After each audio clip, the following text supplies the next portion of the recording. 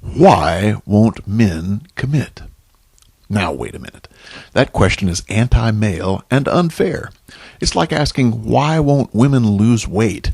Or why do women break their commitments? It assumes and judges harshly.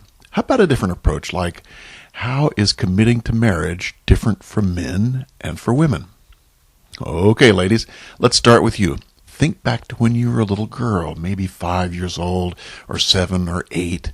Think back to what you dreamed about. Did you play house? Did you dream of getting married? Did you play with dolls and think of the day in the future when you might have your own children?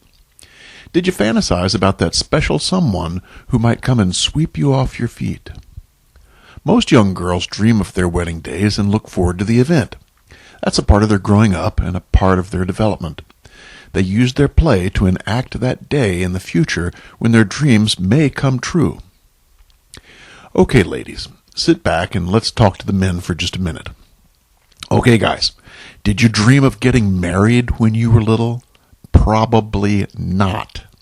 I know most young boys dream of playing pro sports or being successful in some fantastic way. I know when I was a little guy, I wanted to be an astronaut and go into outer space. I wanted to explore or to be the first at something.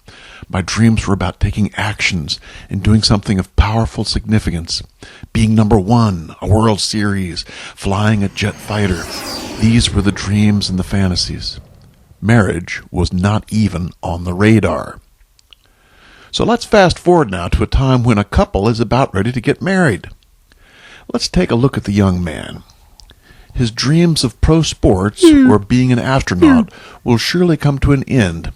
And if he gets married, he can forget his dream of race car driving, winning a World Series, or flying a jet fighter.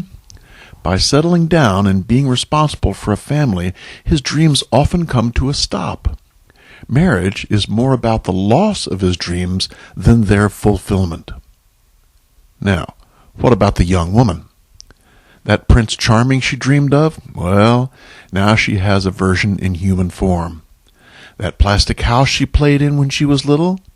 Now she gets a real house in its place. That plastic baby doll she played with? Now she gets a real flesh and blood baby. The things she dreamed of as a little girl are now coming to fruition. So her dreams are realized while his are taken away. Is it any wonder that the young man is initially hesitant to commit? I don't think so. And then if the tragedy of divorce rears its ugly head, what do you think happens? The women are often allowed to keep their dreams, the baby, the house, and the monetary support. What does the man get to keep? He gets to keep paying child support. Does anyone else find it odd that women initiate the vast majority of divorces, but are not seen as having difficulty with commitment? The emotional pain is so great for men that they're 11 times more likely than women to commit suicide after a divorce. And no one notices, and no one seems to care. The men give up their hopes and dreams in order to satisfy hers, and in the process, if this sacrifice fails, the men feel, and often are, left with nothing. Why do we only hear the female side over and over about young men depriving women by not committing? There are obviously two sides to the story, and only one side is being told. The one that's being told is only thinking about the needs of women and is portraying men as the bad guy. Don't believe it for a second. We all know that men are good.